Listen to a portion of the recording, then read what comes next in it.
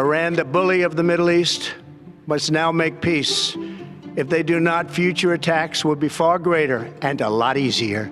After the shock of the surprise military maneuver, President Trump is pushing for peace.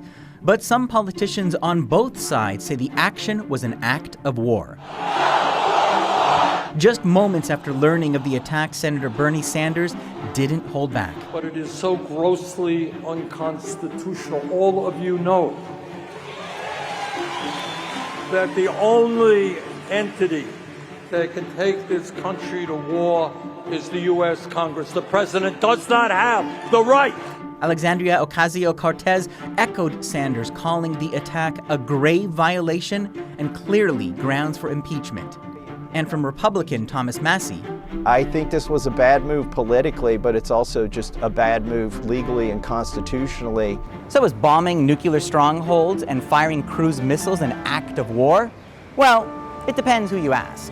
Does the president have the authority to attack Iran? Sai Krishna Prakash is a constitutional law professor. Under the U.S. Constitution, the president is the commander-in-chief of the armed forces, but Congress has the power to declare war.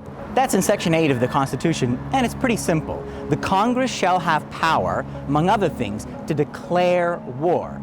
But does the act of bombing count as war? Most nations in the 18th century declared war just by starting it. And if you started a war, you had declared it. And that was how they understood the Constitution, so that Congress had to decide first whether we were going to engage in war. But Trump is counting on the actions of past presidents. In the modern era, for the last 60 or 70 years, presidents have claimed the ability to attack other countries without prior congressional authorization. So he's protected, I guess, by precedent? I wouldn't say he's protected. He's making a claim based on practices that have gone on for several decades now. He says many presidents asserted their power to act without congressional approval. It's been done by previous presidents, most recently Barack Obama, when he attacked Libya.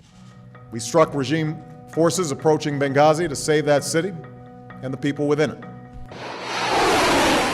In 2011, Obama told Americans the United States had a responsibility to act after a crackdown by the forces of Muammar Gaddafi. NATO eventually joined the airstrikes, which lasted over 7 months. The power of the president even saw Harry S. Truman initiate what became the Korean War, which led to over 1 million deaths, but began as a police action. But there's another law that could limit Trump's actions. The War Powers Resolution of 1973 limits military action to 60 or 90 days without congressional approval. The problem with that is that Barack Obama bombed Libya for more than 90 days. And his claim was that we weren't engaged in hostilities when we bombed Libya. So it was another red line, it was another guardrail, and they just sailed past it. They sailed past it. He says even though many in Congress may share reservations about what has begun in Iran, Trump is clearly in control. You know, when you have a united executive branch, which is often the case in a divided Congress, the president wins.